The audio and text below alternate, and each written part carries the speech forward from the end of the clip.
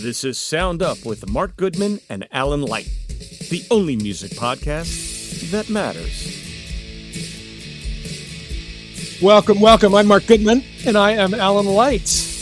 On this episode of Sound Up, everybody is here. We hear from you, the Sound Up Pod Squad, as we discuss the 2025 Grammy nominations and one of this year's biggest stories, concert ticket prices. We're all pissed about that, aren't we? Sure. We got a bunch of Sound Up Pod Squad members here with us in our virtual studio, and they will be giving us their thoughts on these two big music topics. You know, episodes like this are great. We love to do them because not only do we get to present issues that we know are important to the music community, but we also get a direct reaction from people, actual real people who listen to music, follow their favorite artists, and spend their damn hard-earned money to go to concerts, to buy tickets, to buy merch, and more. We also know that we have a lot of fans who are artists or work in the music business, and this gives them a chance to hear directly from music fans on how these topics affect them and what their thoughts are. So we've got a lot to get to, but before we open it up to the dozens of you joining us here in our virtual studio, some very familiar faces, some new ones, remember that the best way to be a part of future podcast tapings and stay connected to everything Sound Up related is simply to follow us on socials at Sound Up Pod, subscribe to the podcast, which you can do at our website, sounduppod.com. We're constantly updating the site with show updates, exclusive content, photos, videos submitted from you, the Pod Squad, and more. So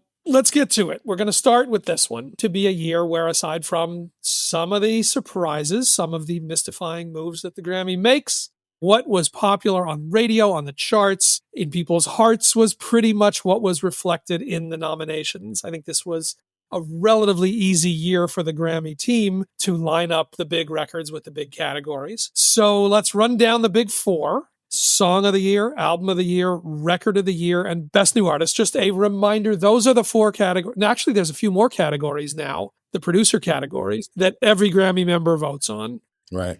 The other, beyond that, every member selects for the smaller categories that they feel qualified to vote for. But these are the ones, and now they've added non-classical producer and songwriter of the year. I was surprised at the songwriter thing. Yeah, that's a new, I think last year was the first they did that.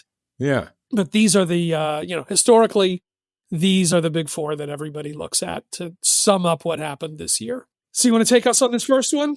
Record of the Year. This award goes to the artist or artists, producers, recording engineers, or mixers and mastering engineers, if other than the artist. The nominees are Now and Then from the Beatles, Texas Hold'em, Beyonce, Espresso, Sabrina Carpenter, 360, Charlie XCX, Birds, you're killing me, Tyler, Birds of a Feather, Billie Eilish, Not Like Us, Kendrick Lamar, Good Luck Babe, Chappell Roan, and Fortnite, T Swift featuring Post Malone. So, Alan, what's your take on the category as a whole? As a whole, I think that the obvious contenders are all here.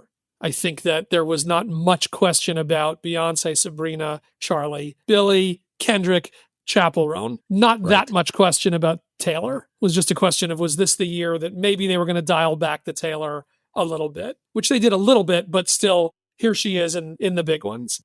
No question, the big surprise here is the Beatles nomination. It is the Academy after all. I don't know what to say to that. It is the Academy after. Now, I will say this, the technical execution of pulling off this recording is kind of the most impressive thing about it. I have no problem with it getting recognized. But is it nominated in that category? No, though that's part of what Record of the Year is. I understand. The producer, the engineer, the mixer, those are all part of what this is. Record is for the recording, not just the song. So I grant you that. Beyond that, it's kind of absurd, and I don't really know what to make of it, but, As the resident Beatles fan, what do you think of the song?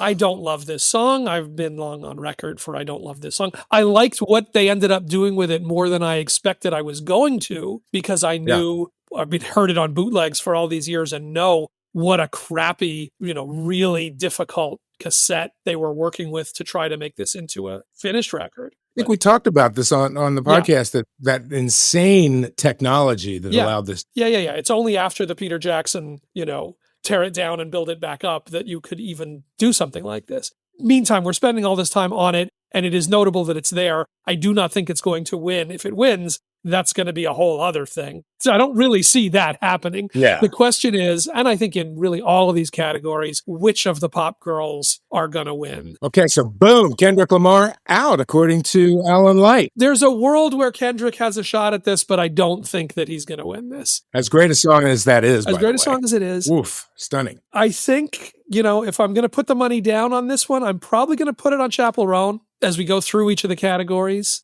I feel like it's going to tick the most boxes. It's not going to be a shock. I mean, Beyonce got the most nominations ever for one album. It's not going to be a shock if she wins anything. The Sabrina record was a huge record. The Grammys love Billie Eilish. Taylor is Taylor. I don't think Taylor's going to win for this record. I think I would, if I had to put money down, I would put it on Good Luck Babe on this one. So I'll sit it there. How about you? And then we can open it up. I second that emotion 100%. I mean, the Beatles song was not for me even an issue. I agree with you on that. I picked Espresso as Song of the Summer, and Birds of a Feather was my personal song of the summer. And between that and Texas Hold'em, holy cow, they came out right around the same time. I was going crazy. But ultimately, I figured it out, and I'm going for record with Chappell Roan. Yep. I'll weigh in while people are thinking about it because I have a different pick than you guys. First of all, going back to the Beatles thing, if this was called Recording of the Year, it would make a lot more sense to be in that category based on the mastering, the mixing, and the technical aspect of putting that song together. It being in this category, it is a little weird for me and a little silly. I really think that there was no song I think that was bigger, was played more, was just more recognizable by anybody than the Sabrina Carpenter song. It was such a big song. But it wasn't even her biggest song. Please, please, I know please that. went #1, and Espresso didn't. Espresso is so much better, by the way. But that's on the charts. I feel like Espresso really was in the culture a lot more and what was in more places. The chart is one thing, for sure. I think more people can name that song. I think more people can identify that song. I think more people have heard that song than any other song on that list. You could be right. I love the Sabrina record. We've talked about it. I think the whole album was one of the big surprises of the year to me, how good top to bottom that album was. I think people who like the Chappell song feel stronger about the Chappell song and will vote for the Chappell song more than people who've heard the Sabrina song. I got that. Christine? I've gotten into Chappell Roan a lot lately just because other people have recommended her. So, I've kind of had that on my Spotify, but some of the other ones like Sabrina, I'd actually guessed that she would have the most noms, but I was not right because Beyonce came in with that. I also did listen to the Beyonce album because you guys recommended it. So, I guess you are kind of having influence. Did you like that? Yeah, I did like it. One thing I had was a question about is that, does it matter with the Grammys if they keep adding songs? That's one of the things you guys talk about all the time is that you think it's dropped, but then they add more and they change it up and everything. It's a really good question. I think it's what the submission is. Taylor? It's what you submit by deadline. If they have different versions, it's what you submit by deadline. So I assume, for Taylor, it's the 31 songs, not the first 16 or whatever. Right. But it's an interesting question and a fair question. April, you got a pick? April, I know, has Grammy thoughts. I don't know if she's holding back. I know. I've got a lot of Grammy thoughts, but I don't know if I can do it in 1 minute. But I do want to mention all of the women that are nominated this year. Absolutely. We've got the Kendricks, we've got the Benson Boones, we have the collaborations with the men, but I feel like this is the pop lane for women vocally this year, all in the every single category.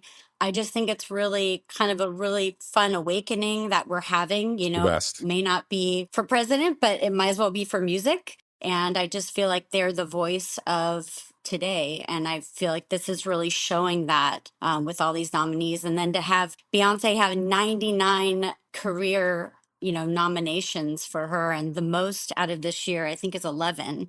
And never in the big three. Yeah, and I feel like that just, surpasses Michael Jackson, Jay-Z herself with Renaissance and Lemonade even. I will say that there were some albums that were overlooked for Record of the Year, like Benson Boone, Hozier, Shabuzi.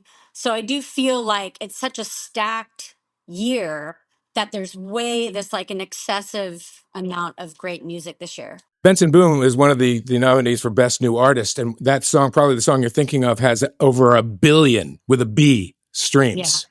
Yeah. Well, move on to Album of the Year. I'll just say to April's point, remember that it's just a couple of years ago was the, women need to step up if they want to win at the Grammys. See, I was going to make a joke about that. And I was going to say like, oh, so Step Up must have worked, huh?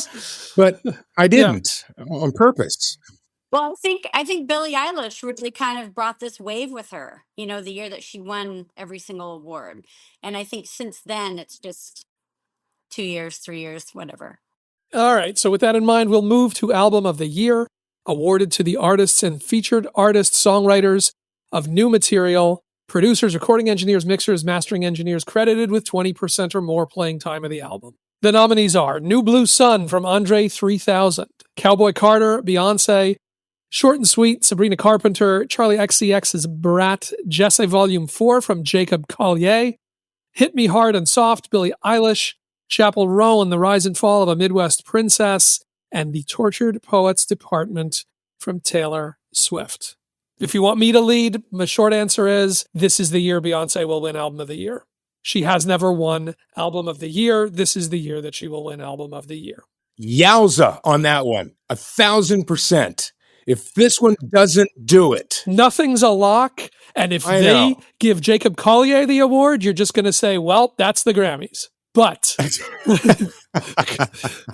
the pop vote splits itself, and a muso, all the producers, all the technical people vote for the crazy stuff that he does, and it slides in and wins. And we've seen this happen before. That said, it is very hard for me to not see this going to Beyonce this year. When you think about this category, and you think it is the album, and obviously you mentioned everybody who gets the credit for it, and you have to look at it as a whole piece, right? So that's why I would pick Cowboy Carter as well. Not only did it hang together and was it multi-genre and exploratory and yet so fucking cool at the same time, and Brat. Also, an incredible package,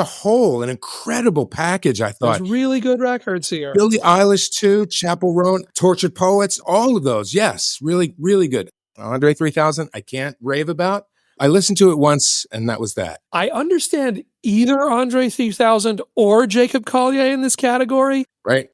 I do not understand both, because those are both kind of filling the same slot for, we want something that's not a pop record and it's somebody that's doing more, muso, experimental, real musicianship stuff. But why both of them? Yeah. Because people voted for them.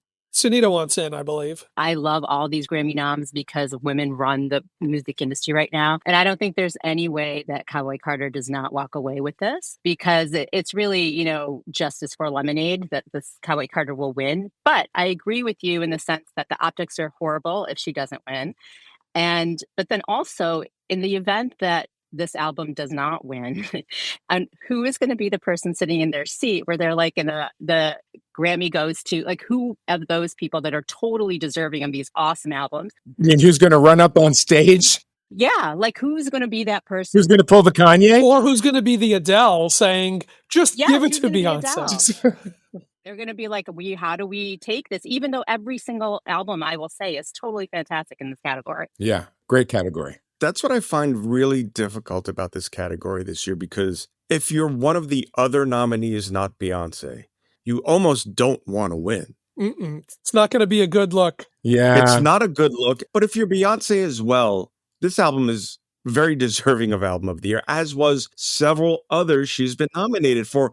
But I got to feel that even if she wins, does she feel like it's vindicated?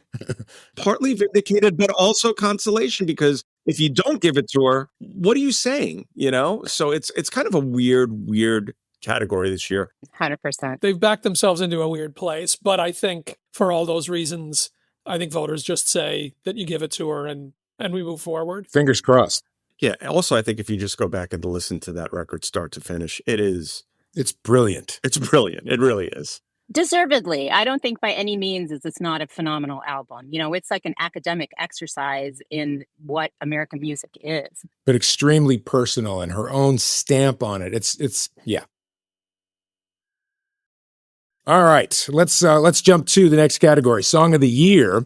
This is a songwriters award. A song is eligible if it was first released or if it was first achieved prominence during the eligibility year. Artist names appear in parentheses, of course. On some of these, there's like 19 songwriters. So we're just going to go with the title and artist, if that's okay with everybody. Up first, a bar song. Everybody in the club getting tipsy. Yes, Jaboozy. Birds of a Feather from Billie Eilish, Billy O'Connell, and Phineas O'Connell, songwriters. I can do it here. Birds of a Feather. Die with a Smile from Lady Gaga and Bruno Mars. Fortnight, Taylor Swift featuring Post Malone. Good Luck Babe, Chappell Roan. Not Like Us, Kendrick Lamar. Please, Please, Please, Sabrina Carpenter. And Texas Hold'em with 97 names and Beyonce. Just noting that the only one that is one single songwriter is Kendrick Lamar. Is one person, yeah. But I'll come on, we'll give it to Billy and Billy and Phineas. I'm and her just brother noting, too, you know. because people are like, everybody needs, Yeah. especially complain about hip hop songs like. Right. So I'm continuing with the sweep. I'm all in on Texas Hold'em. Really? Okay. I absolutely am. I mean, I think maybe, hopefully, that this will be the year that they feel guilty, and that's a hell of a reason for music as great as this to get the award. But fuck it, what any port in a storm, you know? So here's a total wild card call, and I can't even explain why I'm going to say it, which is Gaga and Bruno win this award.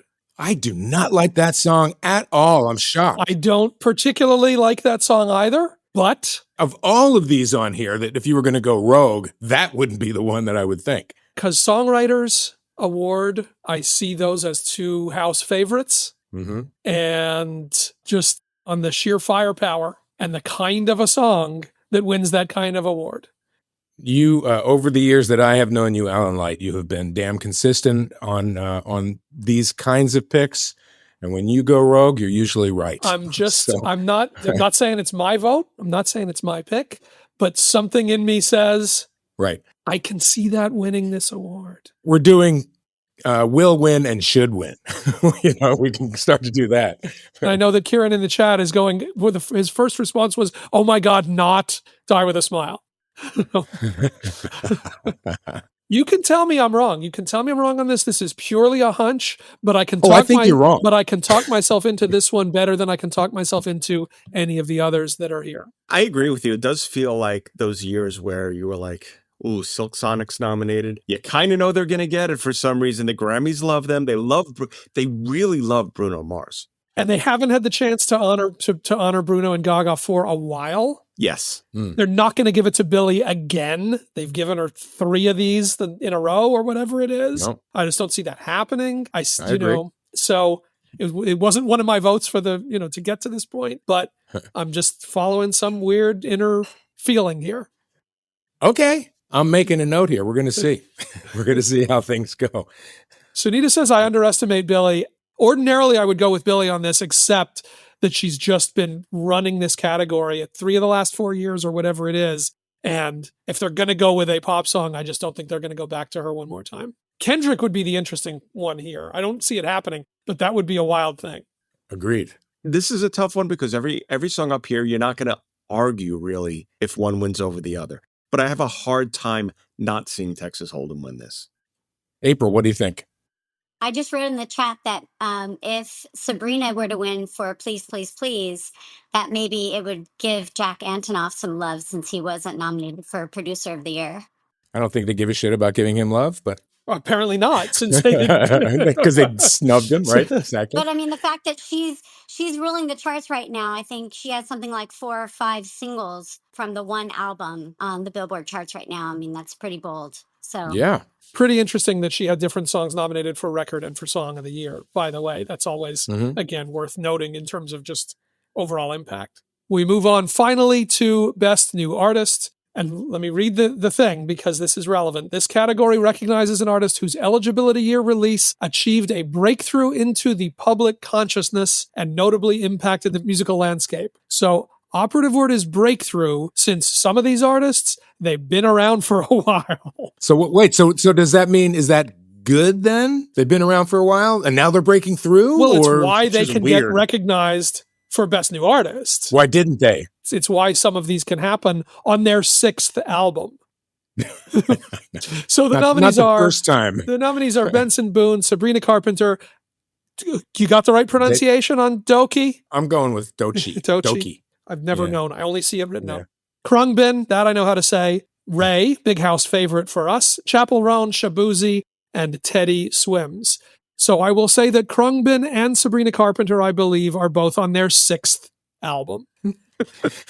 Now, I love this Sabrina Carpenter album, but I do think in that case it's going to... Look, I think Chapel Roan wins this. I just think, especially the momentum where people's minds were... There's a little bit of recency bias where people are voting, over the last 6 weeks as Chapel has been exploding as a story. Yeah. I just think, it was a big jump for Sabrina, but she existed in the consciousness before.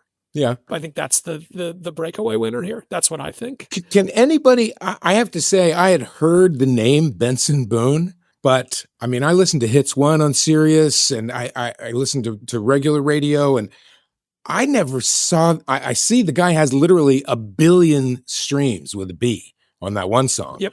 And millions on others. And yet I don't hear the guy on the radio that much. And that must be me. So I think it's Sunita in the chat saying he is fantastic. No, I think he has a great voice. I like his songs. Go ahead, April. He was on, was it American Idol or The Voice?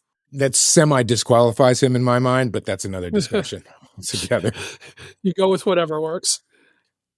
Here's the thing. We're talking about the idea that these best new artists, many of them have been around for years. And as much as I want to go with either Chapel Roan or Ray, because both of those are amazing, Shabuzi even, I've been just crusading for Teddy Swims for years. And the guy has an incredible voice. He's been featured all over the place. The stuff that he does on his own is beautiful. I feel like he's gotten better and better, made better song choices, and on and on. I'm hoping that Teddy Swims wins Best New Artist. I'm hoping. I'll go with that. Nothing wrong with that pick. And I know who Roger is hoping for. I know Roger's Ray fandom runs way too deep for you to cheer for anybody else. I didn't want to put that on you, Roger. I didn't want to say. I thought so too, but I think she's got this locked up. I think she's the exact kind of artist the Grammys love to vote for, love to put forward. She's been around, but not been around as long as Sabrina Carpenter, where that looks a little weird to give her the award, even if you put that disclaimer out there. She just released a new song last week. She's just crushing it and making all the right choices. So I think she's going to walk away with this. She had that great performance on SNL too. Unbelievable performance on SNL. I just think nothing gave her the moment. That breakthrough thing, huh? That took her, over the threshold. And I love her. Yeah. And you're right that there's, in that tradition of Winehouse and Adele and, what those British soul singing, blue-eyed soul girls can do. I just don't think the mass built big enough, even if she fits the profile. But it's not a crazy thought. But I think Chapel, just from all sides, there's too much lined up for her here. If Ray loses to Chapel, I'm fine with that. It's kind of the only one that I am kind of fine with. Those of us who saw Chapel perform at a festival this summer, and I know that Sunita saw her at Lollapalooza, I saw her at Bonnaroo, you know that Chapel has it in the bag. The biggest crowds I've ever been in, I've ever seen. Yeah, ever. Those photos of the Lollapalooza Unreal. crowds were insane. Yeah, it's definitely Chapel's year. I think you're probably right. So we've gone through the big four. We've gotten some of your opinions. We've given you ours. And now I set this document aside until February the 1st, when the show airs, and our podcast immediately following that, discussing who picked what. When we come back, we'll talk about something that I think all of us have feelings on: tickets and ticket prices. We'll talk that next on Sound Up. It's Mark Goodman and Alan Light. Sound Up is what you've got. And every month we invite you, the audience, to join us and be a part of the conversation. We've got a great group assembled with us here in our virtual studio. We're going to shift gears here and discuss a topic that's probably the most important and most discussed topic right now in the music landscape, and that is tickets. Ticket prices, dynamic ticketing, secondary market, all of these come into play now when you're going to a show, sometimes no matter how big or small that show is. Now, of course, the bigger the artist, the bigger the tour, the more these factors come into play. But the Taylor Swift tour and the Bruce Springsteen tour are just wrapping up. Those are the ones that really set off a lot of this debate all over again, including congressional hearings on the relationship between Live Nation and Ticketmaster. Most recently, the Oasis reunion tour got things cranked up all over again, as we have talked about over and over again. Yes. And as journalists, hosts, producers, certainly we have our thoughts on this issue, but this topic is one that we want to hear from you on. Let's start with dynamic pricing. Yay, nay. Well, it's hard to break out the different components of this. Right. Yeah. I mean, these things are all, you're going to talk about dynamic pricing and not talk about the secondary market. You can't. It's a complicated stew of how these things all sit together. So for people, the crazy situation that this has forced is, I'm sure everybody here knows at least one person who traveled probably to Europe to see Taylor Swift. And it was cheaper than buying a ticket in the US. I know 5 different people who took their families. That's wrong. That there's something wrong, that it's cheaper to fly to Europe to see a band. But we have talked about this idea that I think that most people aren't aware that the bands have a say in this. They're complicit. I'm going to say it. And that's what bothers me about this situation. Complicit is an accusatory term, and that's still comes down to accuse of price gouging, or I know Alan the capitalist, whatever the market will allow. I understand. Listen, not that I am the capitalist. I'm simply defaulting to this is what capitalism is. Particularly, this is what late stage capitalism looks like. This is what capitalism looks like. All right. So Rachel, I know once I want to get people's thoughts and experiences on this. Everybody understands. We all know from our own lives what the complexities are here. What, we're in a situation. Clearly, the Oasis tickets went up. People were on a digital line behind thousands and thousands of people. Yeah. Way more people trying to get tickets than there were seats available. That is the fact that you start with. So what do we do with that? What do you do with that reality? So Rachel, you can kick us off. Yeah, I think that's the hardest part is estimating how many are going to be actual fans buying the tickets versus other people trying to resell the tickets. I think that the reselling of tickets is really what jacks the prices up. And we saw that just recently going to the Rock Hall. We were like, we might get a cheaper ticket later. But then we're seeing the ticket prices going up significantly. And so part of you, when you're getting ready to buy a ticket, you're saying, maybe I just want to secure my ticket now so I don't have to worry about it later because I can do that now and I can afford it. And I feel bad for people that, sometimes you buy the ticket at the premium price and then you're like, oh, somebody got in for $50. That really sucks. So it really does throw things off. And so I think it's great when bands do say, hey, we want to go ahead and set limits on how, because the other thing is that they will release tickets later. So it's like, are they releasing some now? Are they releasing some later? And so they're throwing in the dynamic pricing. So it's kind of like a chess game that you're playing, You're playing a game of, find the... So how long do I hold off to get the best price, not get a shitty seat? Yeah. And we should say, and David mentioned this was the other thing in setting this up, give the credit to Robert Smith because The Cure did demonstrate there are ways to control this, but they are ways that a lot of ticket buyers don't like, which is that you are locked to that ticket, that there is not a resale option, that it's, you can do all these things that can say that what the price on the ticket is, that's going to be what the price is that you pay. Obviously, it doesn't speak to what the demand is, but it speaks to what the resale is. But I'm going to say, in general, as a rule, let me just be a dick and say this, to say, do away with reselling tickets. I would never go to a sports event again. I went to go see my beloved Montreal Canadiens play the New Jersey Devils last week because I could buy a ticket for $20. Because on the resale market, people are dumping them. And 2 days before, I could go and buy that ticket and go. I can't go to the Garden because to see them go play the Rangers is hundreds of dollars. I can go when my kid and I say, hey, let's see, there's a Mets game tomorrow. There's tickets for $12. Let's go. If you say there's no resale, you're saying there's none of that either. So I don't want to do that. I don't want to take it away and say there's no such thing. Well, what if that ultimately wound up lowering the cost of a ticket? But it wouldn't. I mean, it wouldn't necessarily. Well, I think it could help. I don't know. I think it's the secondary market that jacks up the price, and the idea that the bands are allowed to get a block of 1,000 tickets and put them on the secondary market and just are blind. Let us spend the money. Well, if there's the demand, then the price goes up. If there's not the demand, then the price goes down. Secondary market doesn't mean price goes up. But the other side of that argument, as far as I'm concerned, is if the demand goes up, then the people with the most money will be going to the show. People with the most money get to buy the most expensive cars. Why is this different? So what?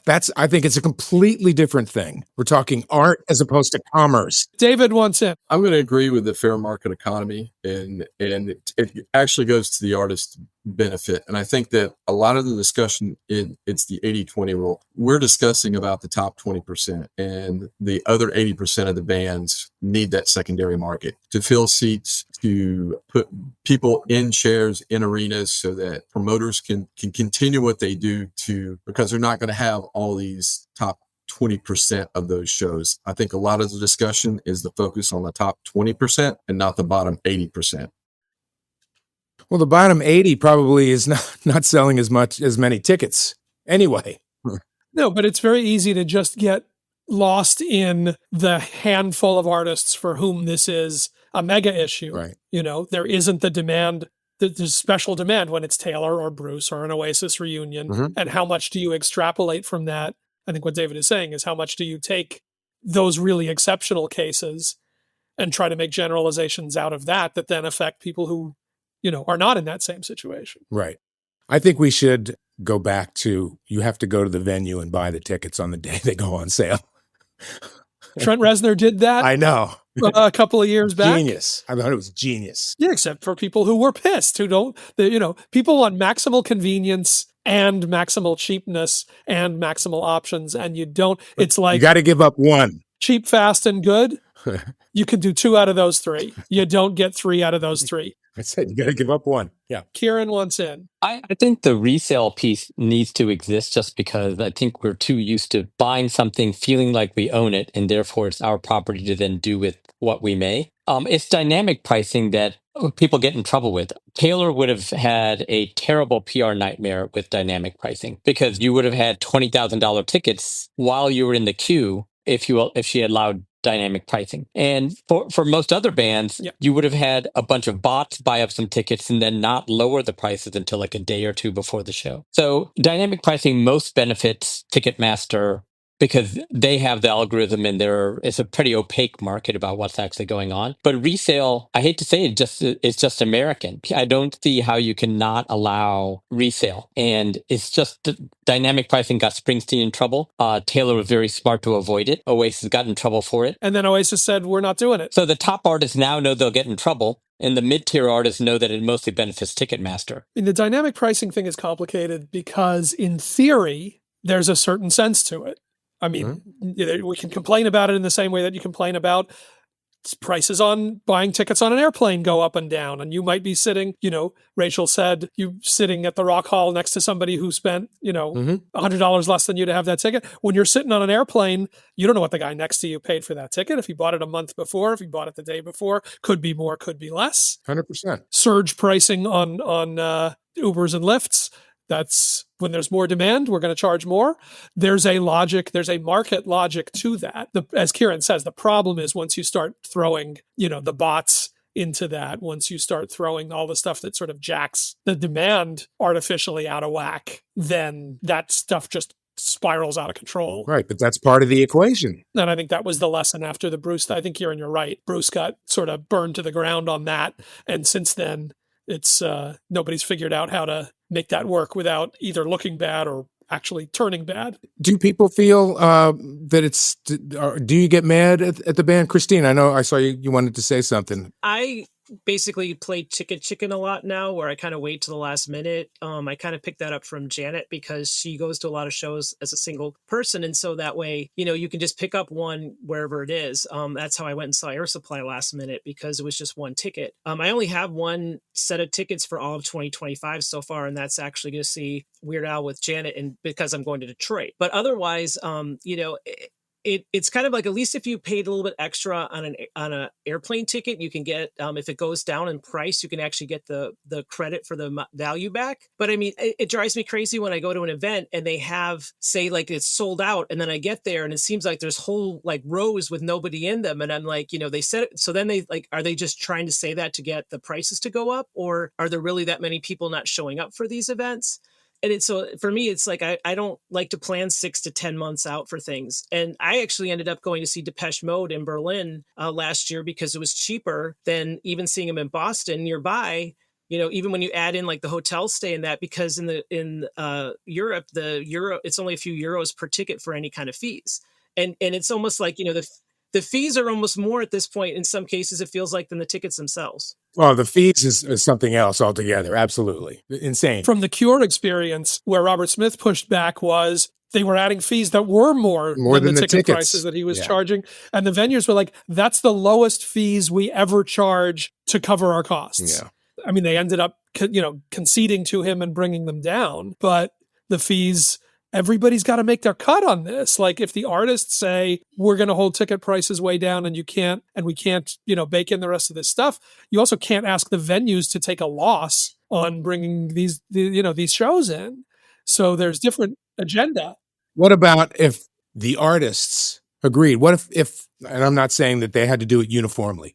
What if, the Rolling Stones began saying, okay, we're going to on a stadium tour.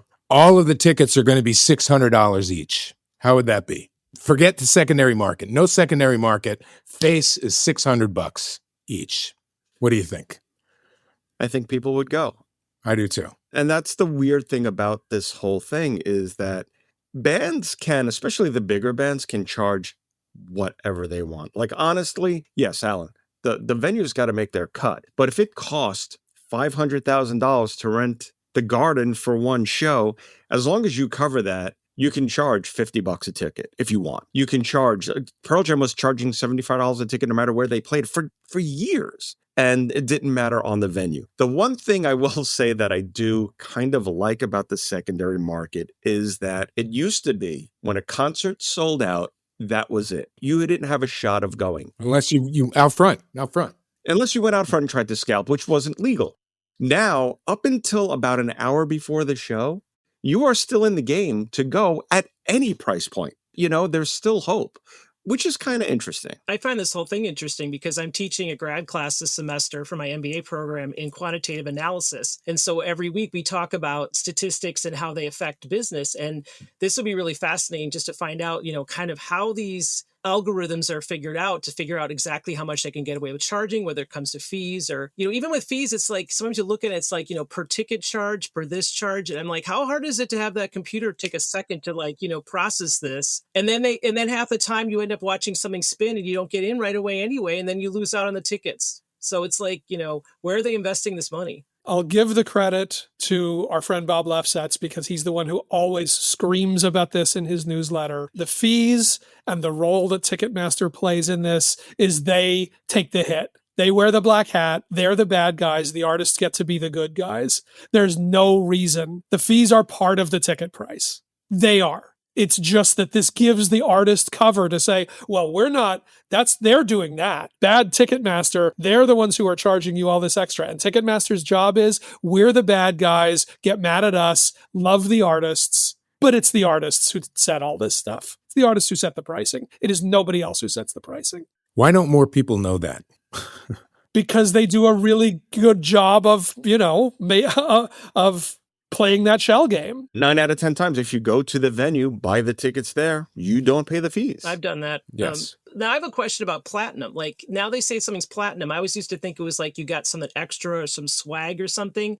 And now it seems even just the two on the end of the rows are platinum. The if you're in a certain section, and it's like, is it just another way of saying, another way to get more money? Yeah, I mean, it's like having to buy premium airplane tickets to be able to carry a bag, right? I mean, that's where there's a place to tack on more fees. They're going to tack on more fees if they can get that. What about some of these artists that are canceling these massive bought tickets that are going to be sold on the secondary market? They're canceling them. Oasis did it. Chappell Roan did it. So do you feel that that's, kind of showing that they're there for the fans and that they really want the fans to be there? Because it's sort of changing the game a little bit.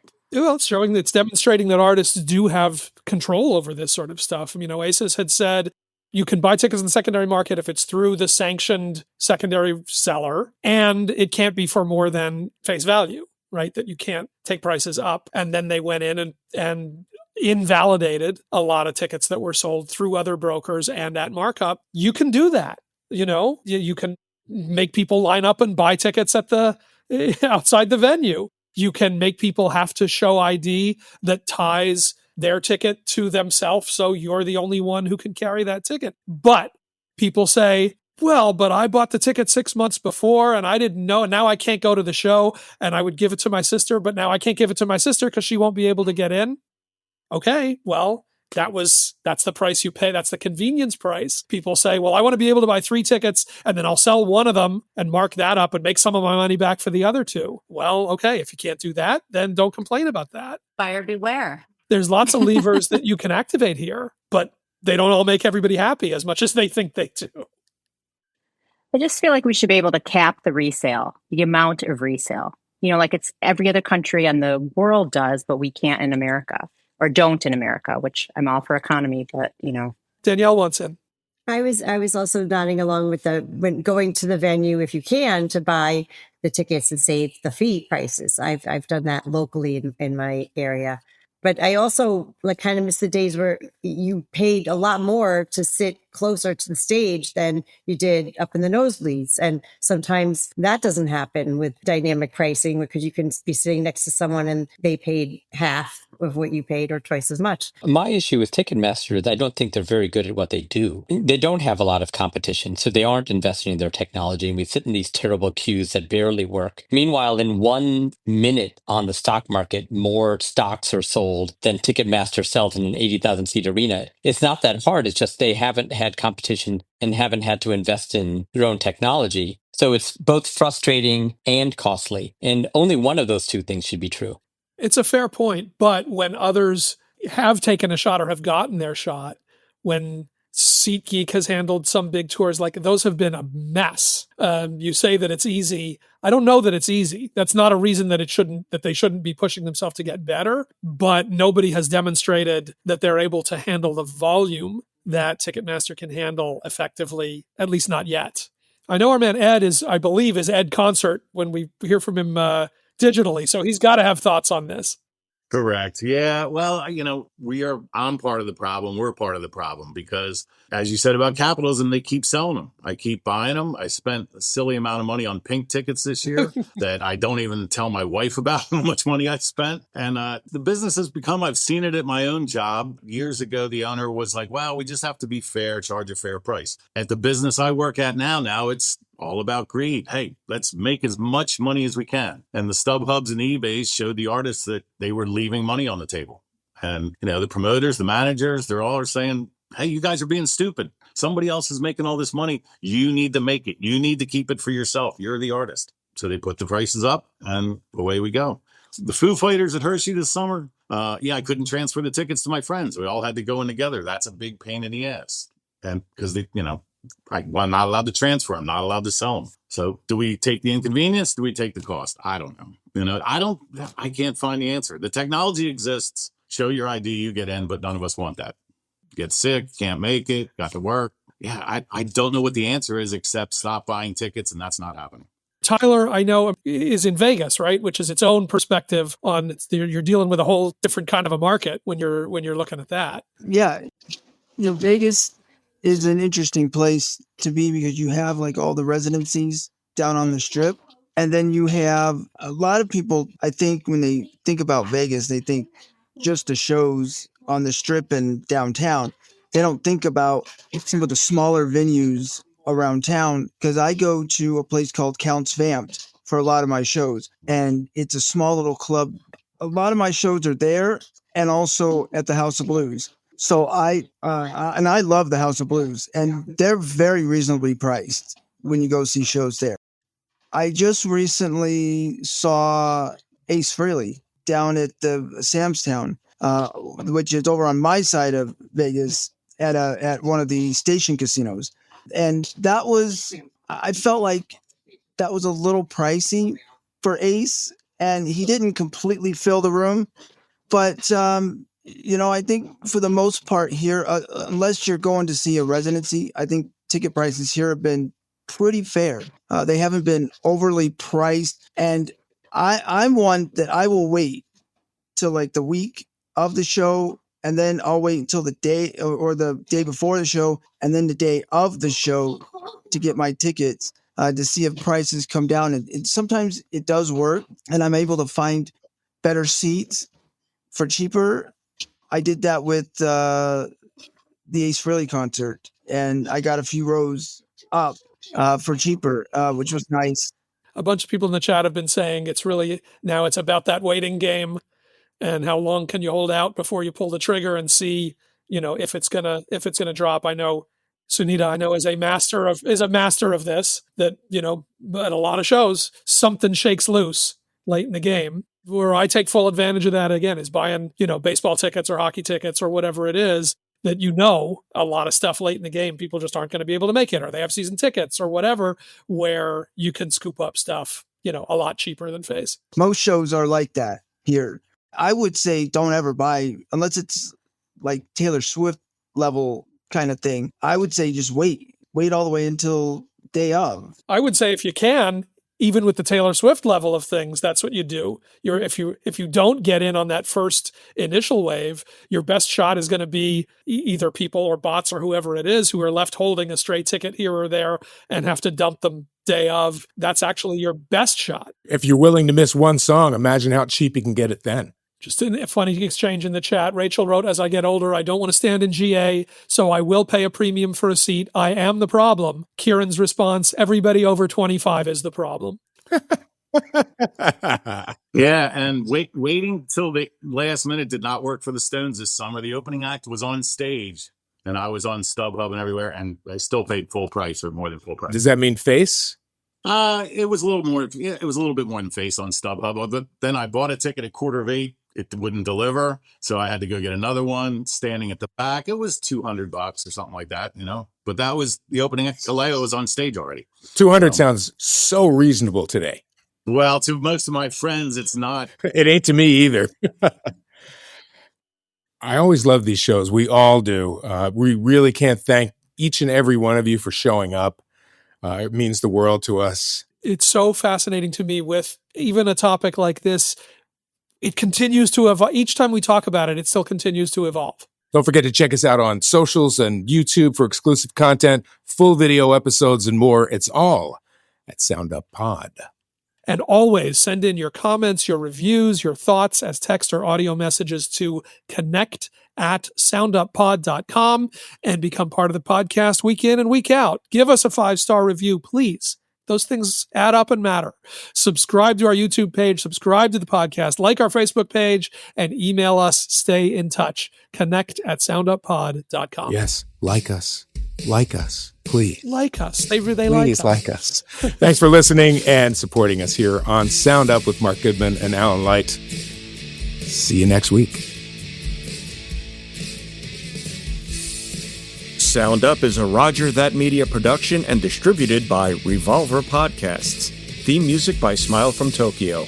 For more information, go to sounduppod.com.